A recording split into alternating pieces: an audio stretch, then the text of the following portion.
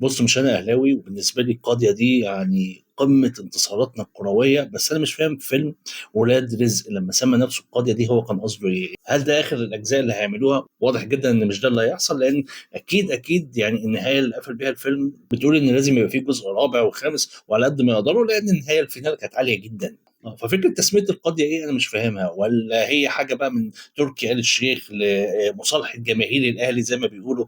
الفيلم فعلًا كان متوقع له نجاح كبير بناءً على مش هاقول الدعاية الكبيرة جدًا، الدعاية الكاسحة اللي اتعملت له، الدعاية اللي أنا أحيانًا باوصفها إن هي ربما تكون مش ذكية، وما باتكلمش هنا على الإعلان اللي عملوه نجوم النادي الأهلي، وبالتالي كان ممكن يعادوا فئة من جمهور النادي الزمالك، فده يأثّر على الإيرادات والحاجات دي كلّها، دي مسائل إحصائية ممكن حد تاني يتكلم عليها، ولكن كنت باتكلم إن حتى في بعض الحاجات اللي كانت بتتسرّب أنا شايف إن هي مش ما خدمتش الفيلم، ولكن كان وقعها لو كانت ظهرت من غير الدعاية دي وأنت بتتفرّج على الفيلم كان هيبقى أعلى بكتير، ودي نقطة أنا هاتكلّم عليها بعدين، ولكن في النهاية في نقطة الواحد عايز يتكلّم عليها في الفيلم ده، ويعني مش من قبيل الفلسفة الفارغة وخلاص، ولكن هو سؤال بيضرب في دماغي كتير، هو الناس ليه بتنتقد محمد رمضان بالشكل المُبالغ فيه ده على الأفلام اللي قدّمها اللي بتتناول أعمال البلطجة؟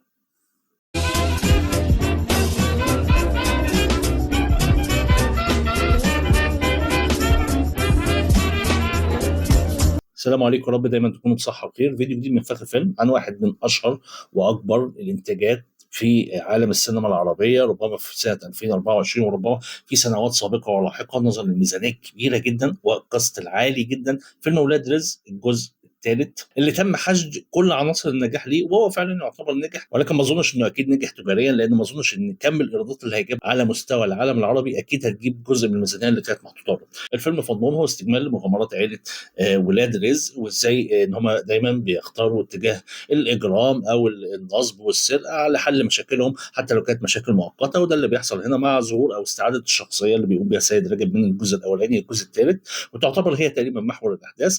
ومن خلالها بيضطروا بعد ما فقدوا تقريبا معظم مدخراتهم واعمالهم ان هم يتجهوا الى عمليه جديده بيتم التسويق ليها، ان هي عمليه سرقه موجوده على ارض السعوديه، ومن خلالها المفروض ان هم يخترقوا تقريبا موسم الرياض، وازاي هيقدروا يعملوا كده ومين اللي هيسهل لهم جوه. وبتتفرج طول الفيلم اللي بالغ مدته يمكن ساعتين على مغامرات واكشن عالي جيد جدا معمول بطريقه جيده جدا، عشان توصل في النهايه ازاي هم هيقدروا يحلوا مشكله، هيقدروا يخرجوا من مشاكلهم، هيقدروا يتعاملوا ازاي مع الخطر الجديد اللي هو المفروض سلطان الغول اللي قام بيه الممثل احمد الرفاعي. الحاجات دي كلها انت بتتفرج عليها في الفيلم، والفيلم هو تقريبا نفس نمط الاكشن بلان اللي انت تقريبا شفتها في الجزء الاول والثاني، نفس سياقات الاحداث، نفس المشكله، نفس التجميعه، نفس الرغبه ان احنا لازم هنعمل موضوع، وفي الاخر طبعا بيتوج بالنجاح الكبير زي ما انت عارف. فبالتالي يعني لو انت داخل انت بتبقى انت فاهم انت بتتفرج على ايه، وعارف انت هتشوف المفاجاه امتى وهي هتظهر معاك ازاي، وبيبقى الموضوع كله هي عمليه انتظار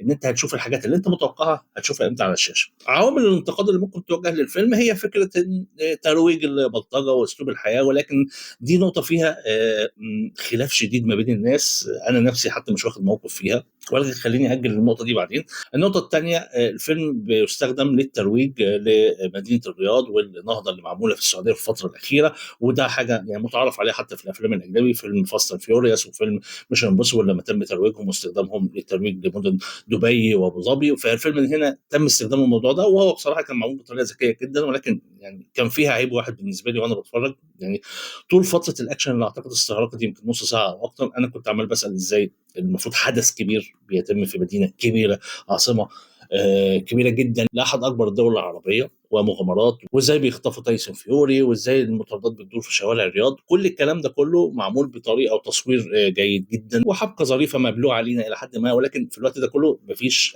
عسكري ولا فرد شرطه واحد ظهر خلال الفتره دي، سواء على الطرق او في مدينه البوليفارد الترفيهيه او حتى في الارينا اللي تمت فيها المباراه الدعائيه. فيعني اعتقد ان دي لو حد ركز فيها فهي نقطه سلبيه يعني، ولكن ما عليه احنا مش هنقف بقى على الواحده، يعني لانك لو وقفت على الواحده ممكن تقف على الواحده في حاجات كتيره، وده هيفسد جزء كبير من متابعتك للفيلم. الفيلم عناصر بقى القوه اللي فيه اولا القص اللي فيه ممتاز ممتاز جدا. تم تعويض احمد داوود وفاروق الفيشاوي بعلي صبحي واضافه احمد الرفاعي، وفي نفس الوقت طبعا في الظهور الاخير اللي ظهر بكريم عبد العزيز في مشهد واحد ولقطه واحده. طبعا انا مش هحدد ايه هي الشخصيه، بس انت هتفهمها كده وانت بتتفرج تقريبا. انت في الثلث الاخير انت هتبتدي تسال يعني لو هو ما ظهرش لغايه دلوقتي فهو هيكون مين، فانت هتتوقع مين الشخصيه اللي هو كان عاملها. ودي كانت النقطه اللي انا بقول عليها الى حد ما سلبيه في الدعايه، الصور اللي اتسربت ان هو هيشارك في احداث الفيلم.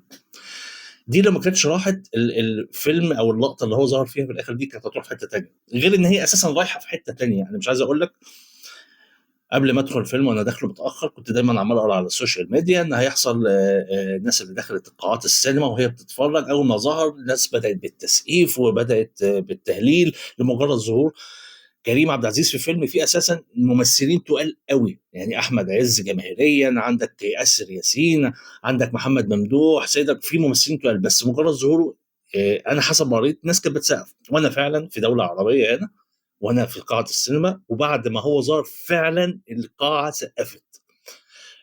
القبول من عند ربنا، دي حاجه ما حدش له يد فيها. فعلا القبول ده بيبقى حاجه من عند ربنا.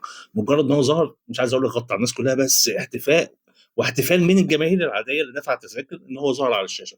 وهو يعني كاريزما ملهاش حل على الشاشه.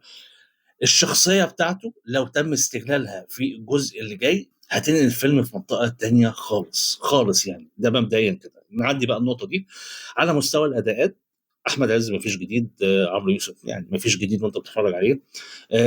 اسماء جلال، يعني انا اعتقد ان انت لو شلت مشاهد اسماء جلال من الفيلم تماما، يعني لو فرجتك على نسخه مقطوعه منها مشاهدها مش هتفرق في احداث الفيلم اطلاقا. ودي حاجه كنت مستغربه جدا يعني. تمام. نسرين امين دورها ثانوي جدا. الدور اللي معمول لكريم قاسم تم زياده المساحه اللي واخدها، وعايز اقول انه يمكن هو ده الدور الوحيد اللي تم فيه شيء من تطوير الشخصيه عبر الافلام اللي فاتت. علي صبحي دور تقليدي جدا، ولو ان هو يبان ان هو ممثل جيد فعلا. اسر ياسين الدور بتاعه فيه مساحه كاريزما عاليه جدا، وهو كان جيد جدا فيها. والشخصيه اللي عاملها دي كان المفروض متوقع ان هي تعمل لها فيلم منفصل اساسا، فدي كان حاجه يعني منتظره، واعتقد انها لو اتعملت هتبقى فيلم جيد فعلا. يعني السيد رجب ممتع، محمد ممدوح يعني من الممثلين المفضلين.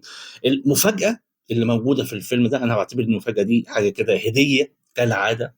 المواهب المصريه والسينما المصريه والدراما المصريه كل فتره كده بتطلع لنا هديه بتقول لك شوف، يعني رغم الظروف وان الدنيا مش قد كده وان في فقر في الانتاج وفي مشاكل في كل حاجه، بس في حاجه حلوه.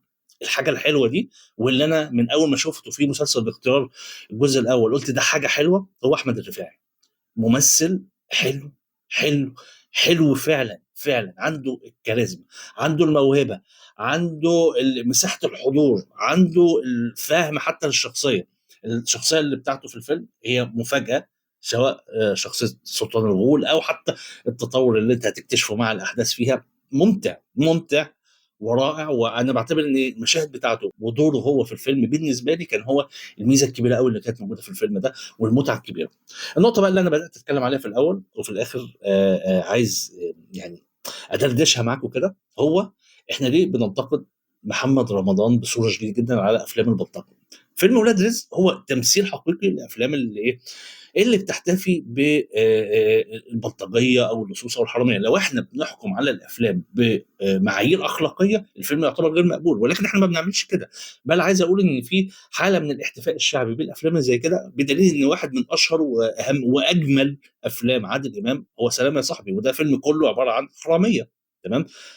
فعشان كده بستغرب ان في ناس بتيجي تقعد تقول لك لابد يعني يبقى في قيم واخلاقيات في الافلام. لا، انت في افلام انت بتحبها جدا بتتفرج عليها، لو انت بصيت لها بالمعايير الاخلاقيه انت مش هتتفرج عليها. بس هي ليه بقى احنا الناس يعني بتعتبر ان فيلم ولاد رزق من الافلام الناجحه وجميله ومسليه، وهو فعلا فيلم ناجح ومسلي جدا.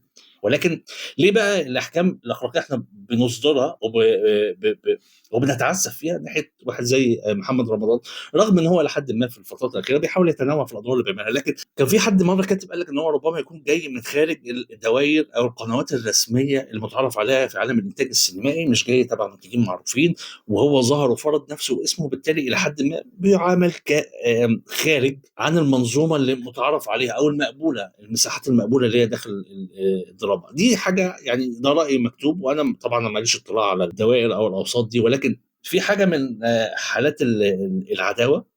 وفي نفس الوقت أعتقد إن هي يمكن بتؤثّر على سلوكيات محمد رمضان نَفْسه في التعامل مع جمهوره، أو رغبته في البحث عن اللقطة أو الshow أو الtrend عشان يرُد دايمًا بيها على الموضوع ده. بس دايمًا السؤال بيفضل في دماغي، وأنا ما عنديش ليه إجابة واضحة فعلًا، هو ليه الناس بتحتفي جدًا بأفلام زي ولاد رزق؟ لإن بالنسبة لي أفلام مسلية جدًا، أنا ممكن أتفرّج عليها، وأنا متقبّل الحاجات فيها، لإن أنا عارف إن في طبقات في المجتمع فيها حاجات بتحصل زي كده فعلًا، ولكن العداوة بتبقى زايدة جدًا ليه ناحية الأفلام اللي قدّمها محمد رمضان، بتتناول نفس الطبقات أو نفس السلوكيات المفروض إنها فيها سلوكيات إجرامية أو سرقة أو غيرها.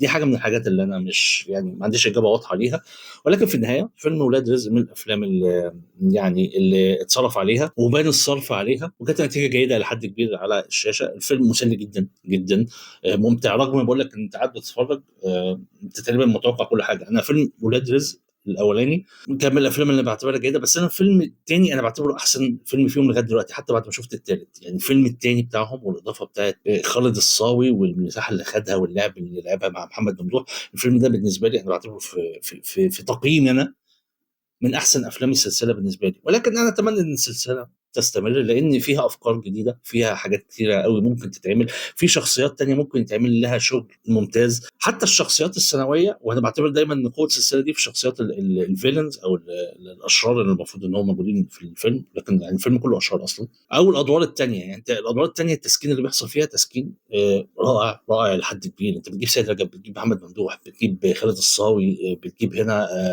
احمد الرفاعي، بتجيب محمد لطفي، بتجيب اسامي ماليه مكانتها قوي، بتزق معاك الفيلم لقدام، بترفعه لمستويات عاليه قوي يعني. فدي من الحاجات اللي بتقل الفيلم. عموما الراي في الاخر ليكم، واتمنى لكم مشاهده ممتعه. اشوفكم تاني في فيديو قريب ان شاء الله، وسلام.